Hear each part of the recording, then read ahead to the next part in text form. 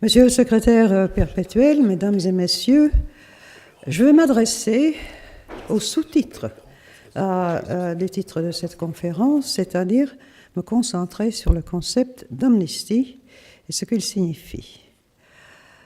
L'amnistie se pose dans le contexte du crime et de sa punition, ou, pour le dire plus clairement, dans les conséquences que la société voudrait imposer au crime pour qu'il y ait justice sociale. Il y a donc trois notions fondamentales impliquées ici. D'abord, crime ou délit, donc infraction contre les règles de la société et les lois d'un pays.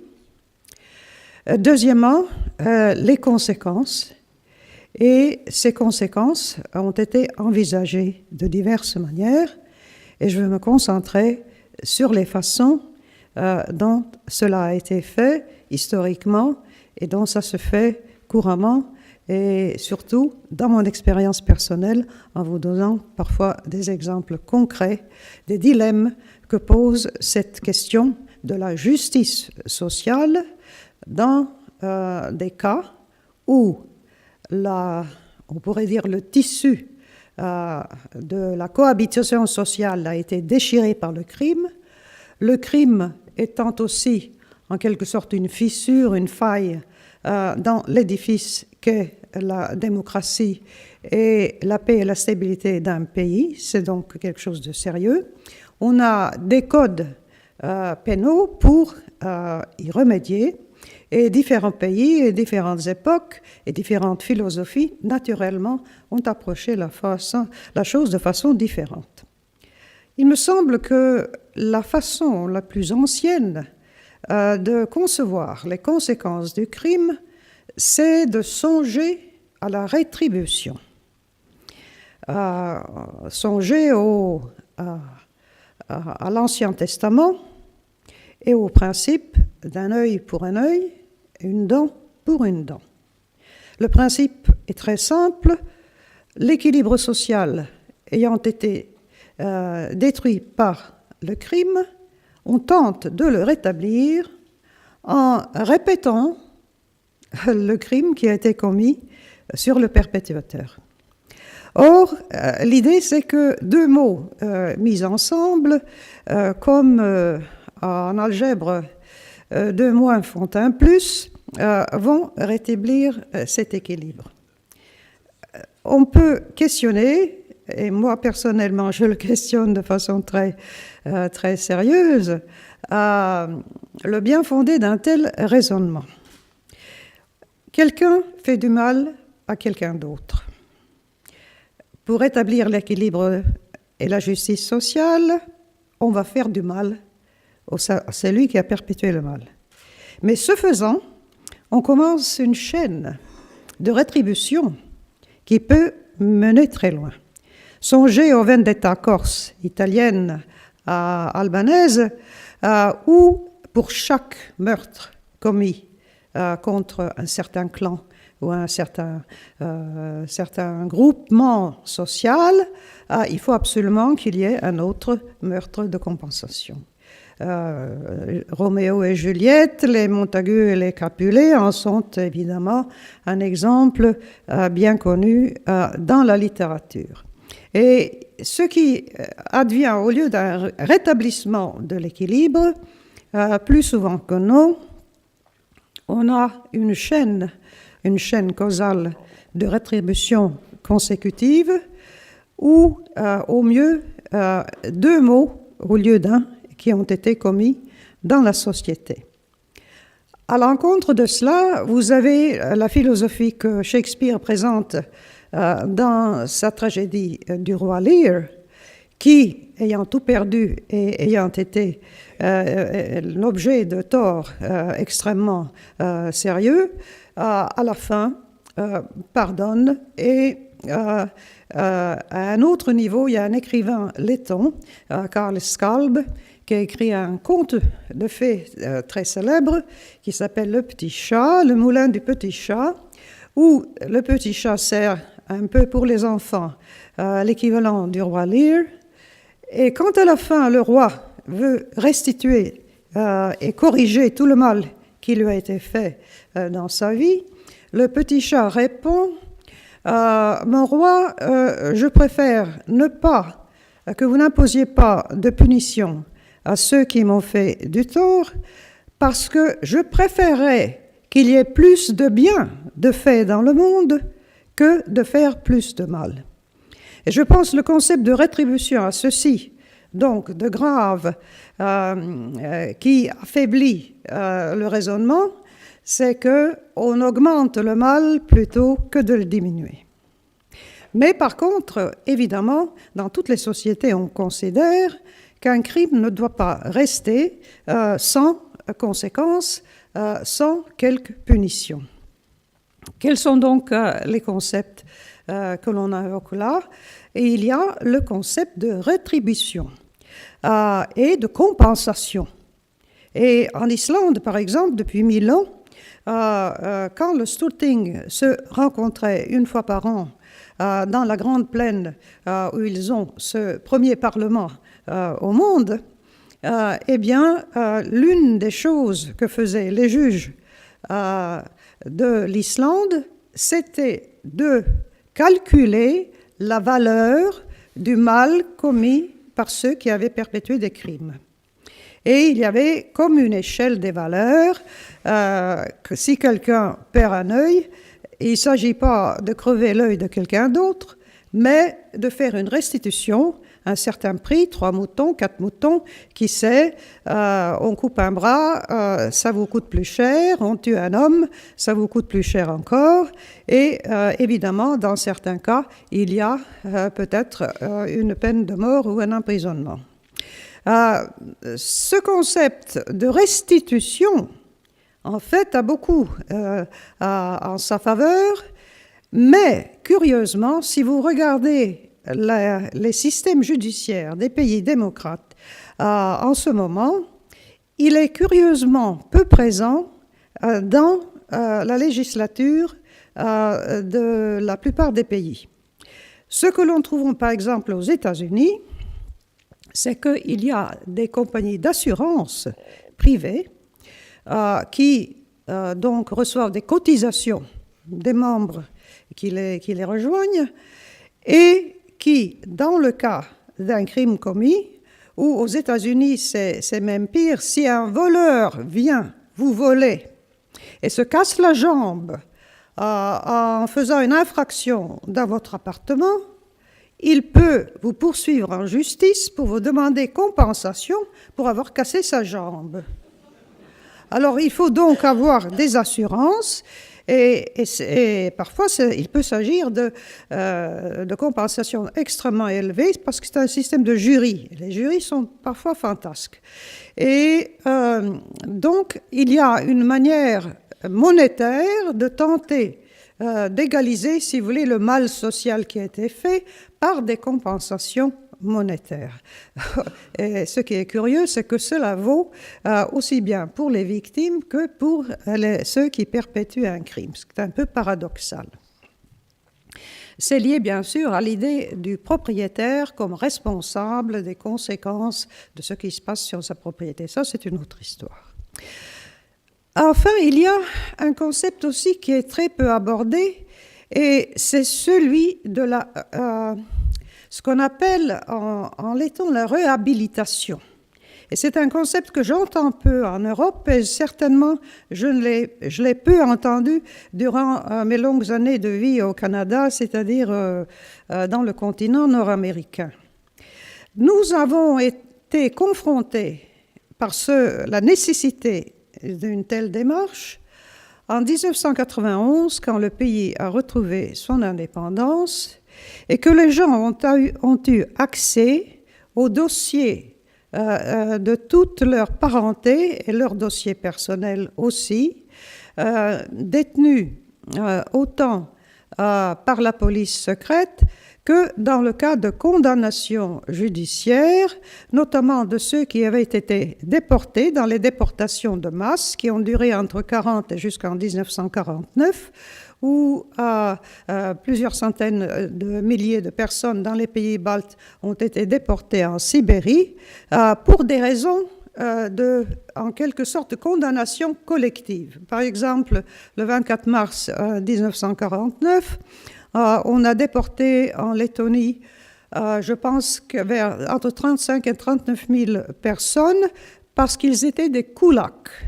Et un koulak, c'est un paysan qui possède sa propre terre, même si elle est très petite, et qui refuse de rejoindre les fermes collectives. C'était l'époque où Staline, encore étant en vie, avait décidé de collectiviser l'agriculture aussi dans ces pays dernièrement conquis et adjoints, de façon illégale d'ailleurs, à l'Union soviétique.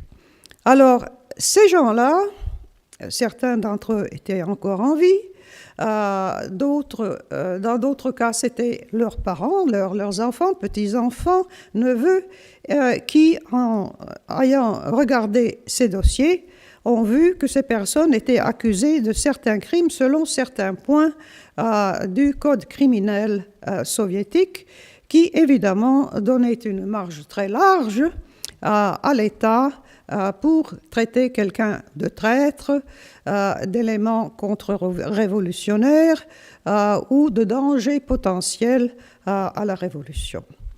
Ce qui est arrivé, c'est que si les condamnations et les déportations avaient été collectives et de masse, c'est-à-dire on avait dit il vous faut déporter la nuit du 24 mars 29 ou 25 000, je ne me rappelle plus le chiffre, personnes de la Lettonie, il fallait faire des listes et on a assigné à chaque région, aux communistes en charge, de faire ces listes, de façon assez rapide d'ailleurs, et il ne s'agissait pas d'accusations personnelles, mais simplement de remplir le quota de déportés qu'il fallait achever pour remplir le plan qui avait été présenté, pour remédier à l'idée que les pays baltes étaient potentiellement un foyer de résistance au communisme et à la collectivisation. Eh bien, dans ce cas-là, ce qui a été nécessaire, c'était de faire des examens individuels de chaque cas individuel pour réhabiliter la personne et de dire le crime qui lui a été imputé a été injustifié. Cette catégorisation de criminel est à retirer. On réhabilite la personne. C'est important pour l'histoire et pour la mémoire, c'est-à-dire qu'il n'entre pas dans l'histoire avec un dossier de criminel, mais on dit ce dossier a été constitué par un régime totalitaire dans des conditions parfaitement injustes et contraires à tout concept de justice tel que nous la comprenons dans les pays démocratiques, et on limoge en quelque sorte l'attribution de criminalité qui a été attribuée aux personnes déportées. Cela a pris un grand temps et assez difficile. Ensuite, il y avait la question des gens qui avaient été rapporteurs pour la KGB. La Stasi allemande a été capable de récupérer tous les documents des agents qui faisaient des rapports réguliers sur leurs proches. La Lettonie, malheureusement, a seulement pu retenir une partie de ces dossiers parce qu'au moment de la faillite du putsch d'août 1991, les soi-disant sacs de la KGB ont été ramassés et amenés en Russie. Et une des questions avec laquelle j'ai été confrontée, comme tout notre Parlement, à plusieurs reprises, a été à savoir, est-ce qu'on doit publier tous les noms des personnes qui étaient des dénonciateurs pendant l'ère soviétique et qui ont souvent été responsables de mettre, par exemple, quelqu'un sur la liste de déportation ou encore de faire quelqu'un emprisonner. Ce n'était pas trivial que ces rapports-là, nécessairement. Or, moi personnellement, j'ai été d'accord avec le Parlement pour ne pas le faire, pas encore, avant que ces données ne soient étudiées et analysées, évaluées de façon scientifique, sérieuse et confidentielle, mais nous avions la possibilité de lustration, c'est-à-dire que les personnes impliquées pouvaient aller parler à la police de sécurité et raconter leur histoire, expliquer pourquoi ils avaient fait des rapports, et cela était donc noté dans leur dossier qu'ils, de toute façon, ils n'étaient pas pour être poursuivis parce qu'il n'y avait pas de loi générale. Nous ne savions pas tous les agents impliqués, donc il semblait injuste d'en poursuivre quelques-uns ou même de publier leur nom, vu que peut-être ceux qui étaient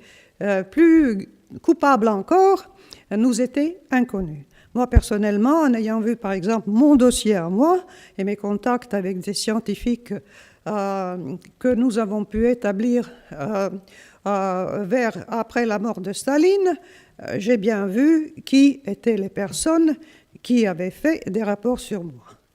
J'ai un ami poète qui a été condamné pour appartenir à un groupe qui s'appelait le groupe français. C'était un groupe d'écrivains et de poètes qui étudiaient, qui se rencontraient pour discuter de littérature française et pour pratiquer leur français.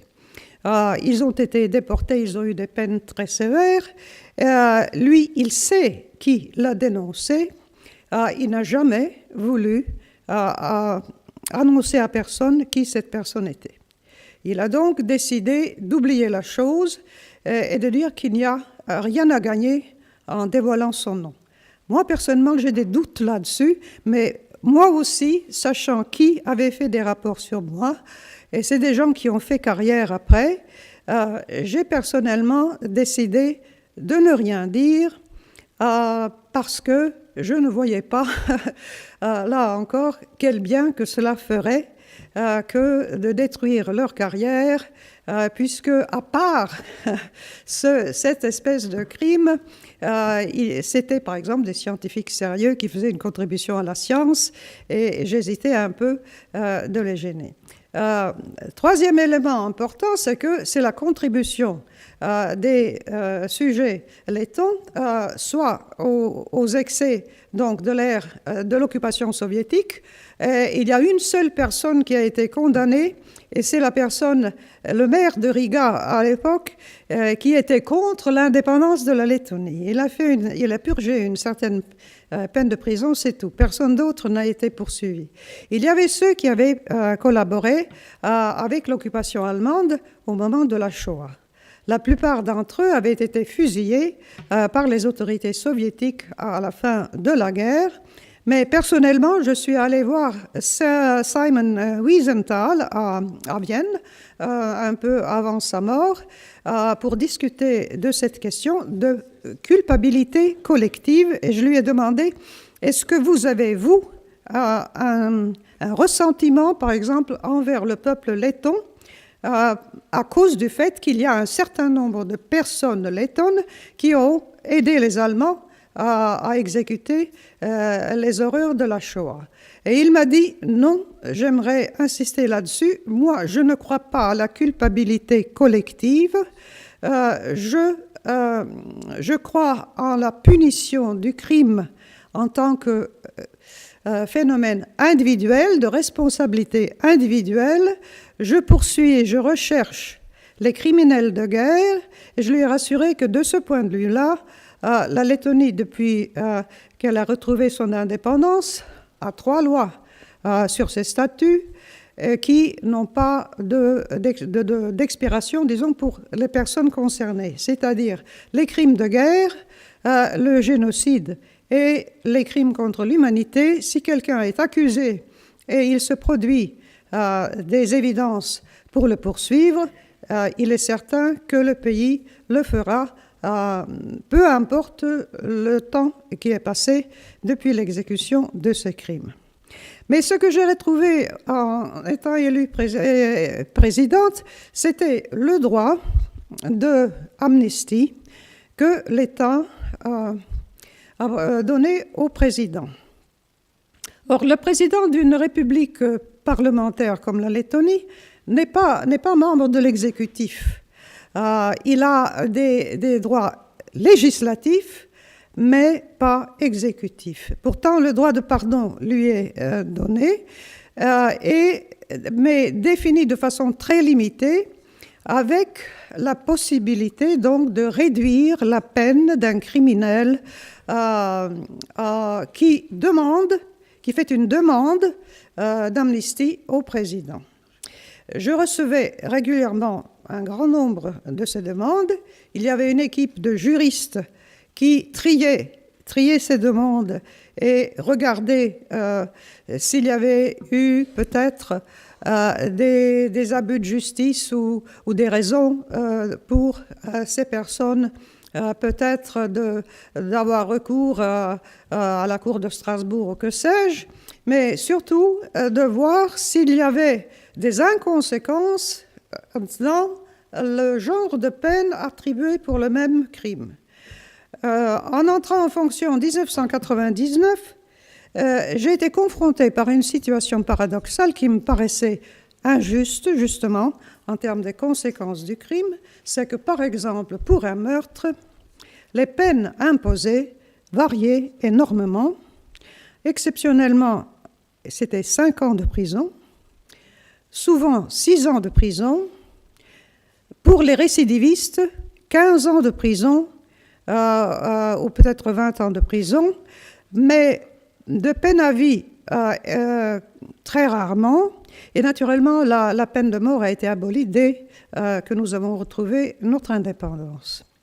Donc, ce qui m'avait frappé, c'est que le passage d'un système judiciaire qui était celui de l'ère soviétique au système judiciaire d'un pays qui a retrouvé son indépendance, nos juristes ont dû travailler 10 ans pour modifier le code criminel et pour essayer d'y introduire une certaine cohérence pour qu'il n'y ait pas cet éventail de possibilités pour des crimes qui, à prime abord, paraissaient tomber dans la même catégorie et qui pourtant avaient reçu des peines différentes.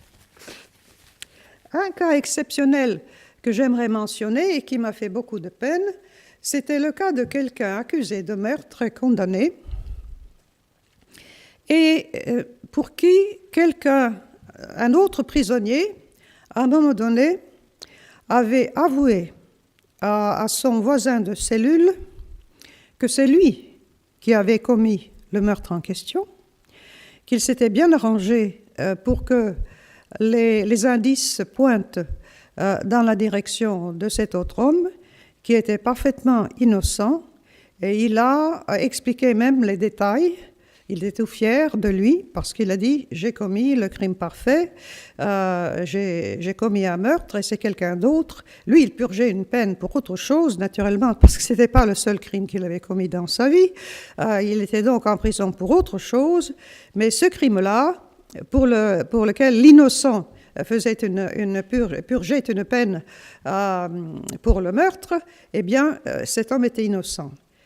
Les cours nous ont répondu qu'il était impossible d'annuler cette condamnation sans remettre en question la validité du code criminel, le processus judiciaire de prosécution et de défense et la validité des décisions de nos cours.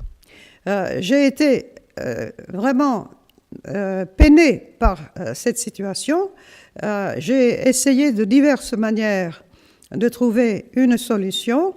Cela a été très difficile et très compliqué, mais pour raccourcir l'histoire, nous avons réussi quand même à faire que cet homme puisse sortir de prison, mais il était impossible de le réhabiliter. Or, lui, il n'était pas seulement satisfait d'être sorti de prison. Comme compensation, il y songeait même pas, il savait que ce serait trop difficile de rêver à ce genre de choses, mais il voulait être réhabilité. Or, dans son cas, on me disait là encore, sans remettre en cause tout notre système judiciaire, ce n'est pas possible. Je vous dis ici mon opinion personnelle, qui est contraire à celle des estimés juristes de mon pays. Je pensais que ce n'était pas tout à fait juste, mais voilà, la justice parfois prend de ces traits différents. Autre élément des conséquences d'un crime, c'est que l'égalité devant la loi que postule toute démocratie, en fait, se résume à des catégories de peines. Disons, un accusé est accusé selon le point 36,9,2 du Code pénal. Il a peut-être plusieurs points d'accusation contre lui. La prosécution donc présente le cas. La défense, c'est le système adversarial bien connu. La défense le défend du mieux qu'elle peut. Et le juge, parce que nous n'avons pas un système de jury, mais un juge avec 2 assistants qui sont tirés de la société, le juge prononce la sentence.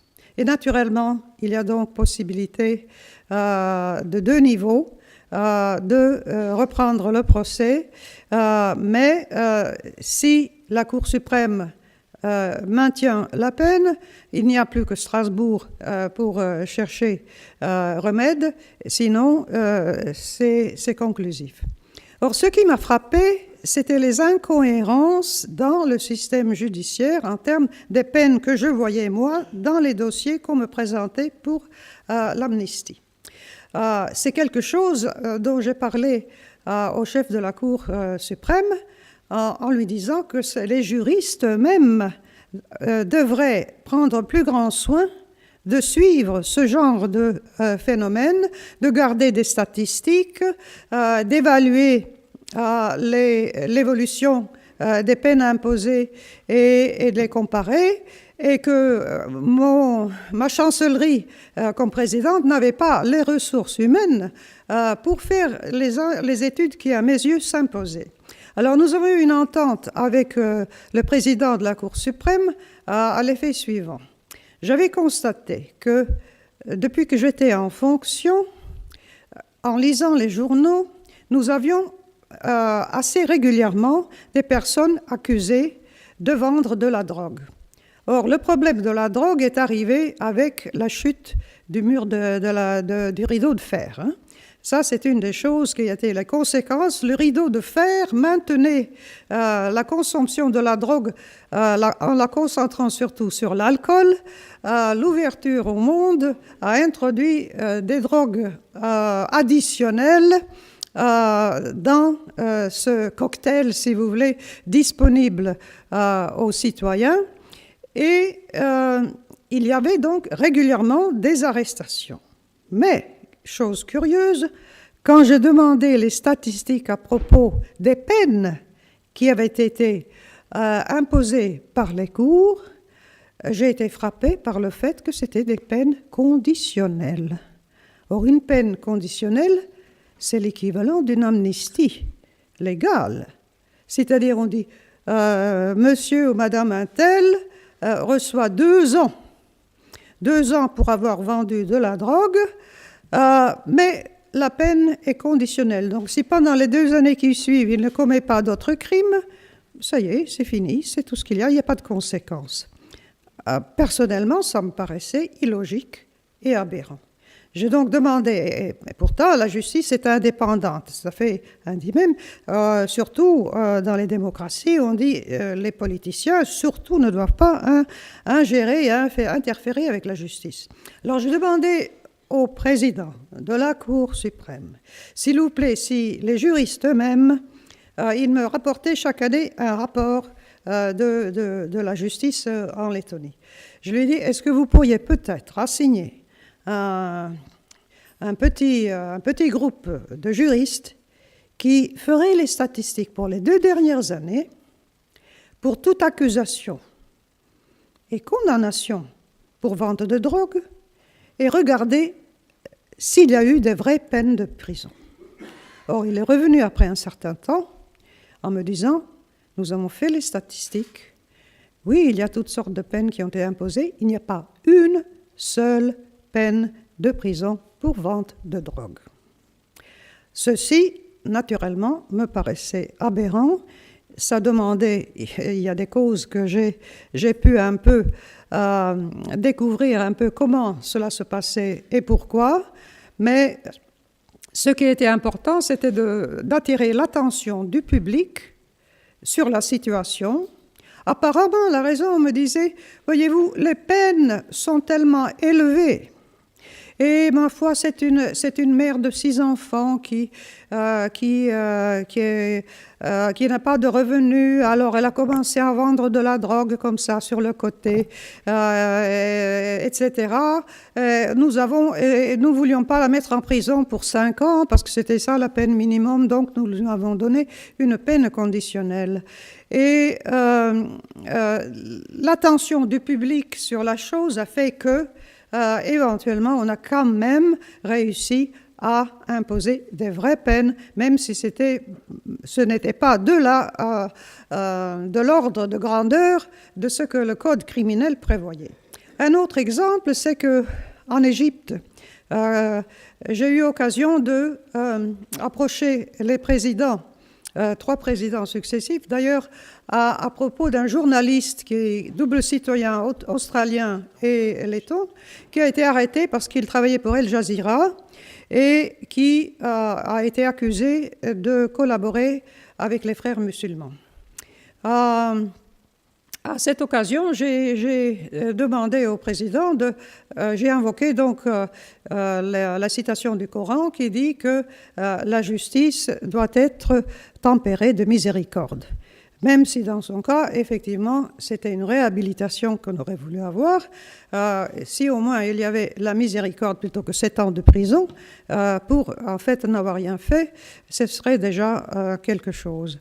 Or, on m'a expliqué, et plus tard, quand il y a eu tellement de peines de mort assignées en Égypte, étant membre du Conseil international de la Bibliothèque d'Alexandrie, il y a des juristes éminents égyptiens qui siègent à cet organisme, et je leur ai demandé comment se fait-il que l'on prononce tellement de peines de mort en Égypte pour des groupes entiers, sans vraiment entrer dans les détails de délits individuels.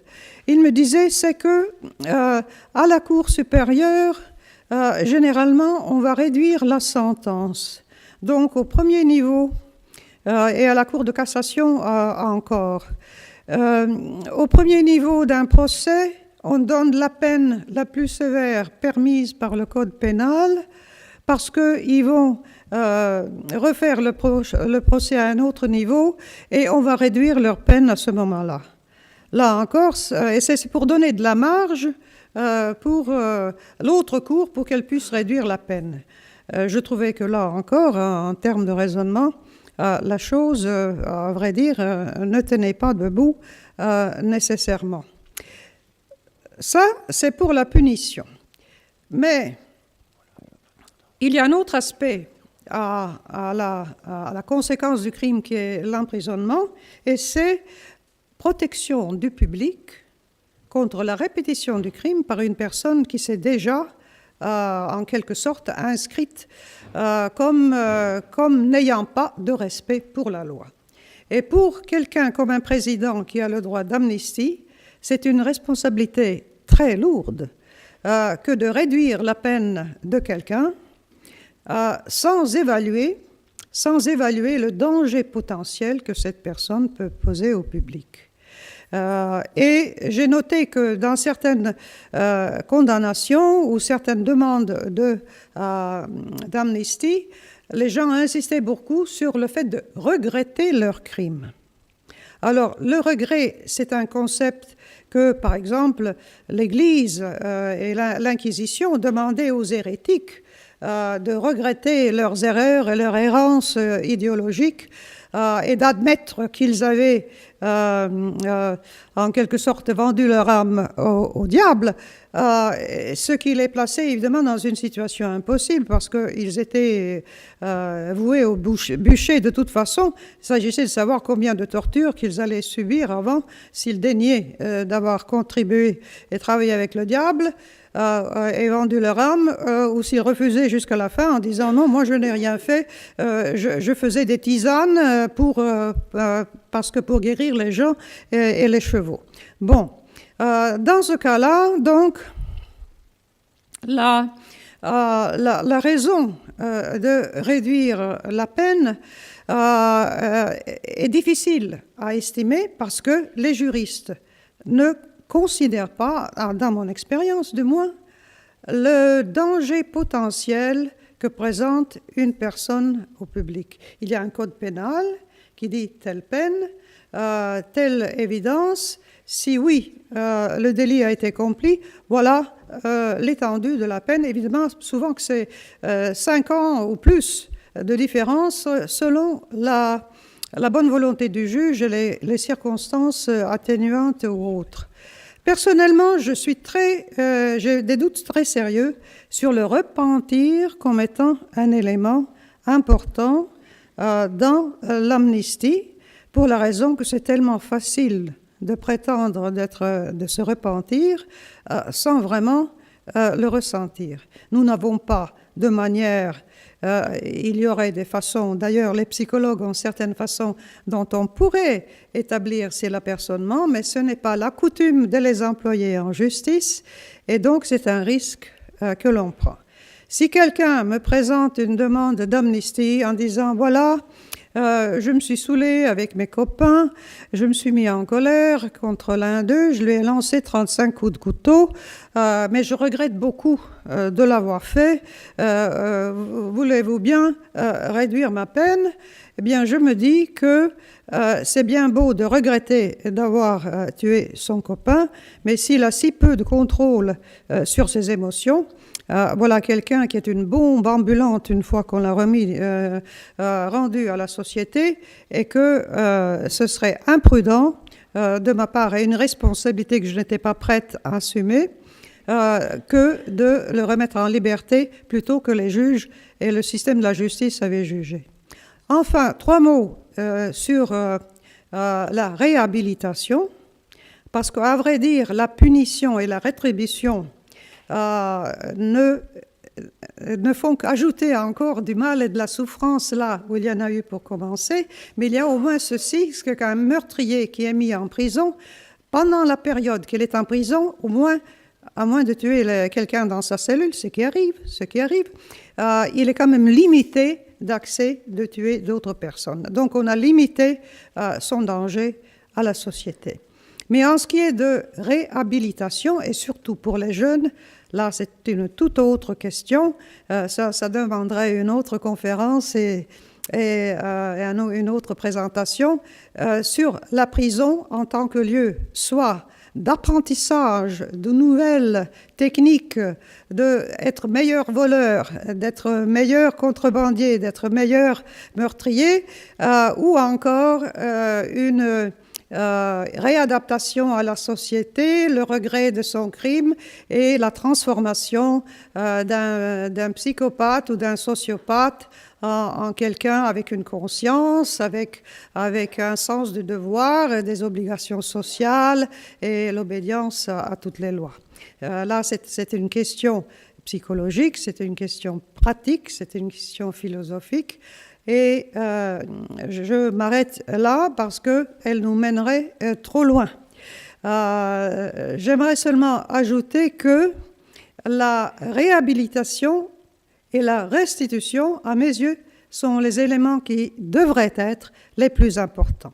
Si quelqu'un a volé à une pauvre femme les dernières possessions qu'elle a, il me semble la moindre des choses qu'on lui exige de restituer sa perte et donc de permettre aux prisonniers de travailler pendant leur peine de prison, de gagner de l'argent et de payer une restitution à leurs victimes.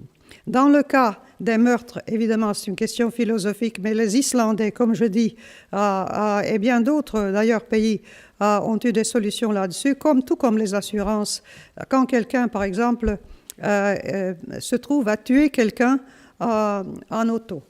J'avais un cas de demande d'amnistie pour quelqu'un qui avait 6 ans de prison parce qu'il avait tué avec un accident d'auto. Une personne avait été tuée et sa faute était la suivante. Il n'avait pas observé la limite de vitesse imposée à cet endroit sur la route.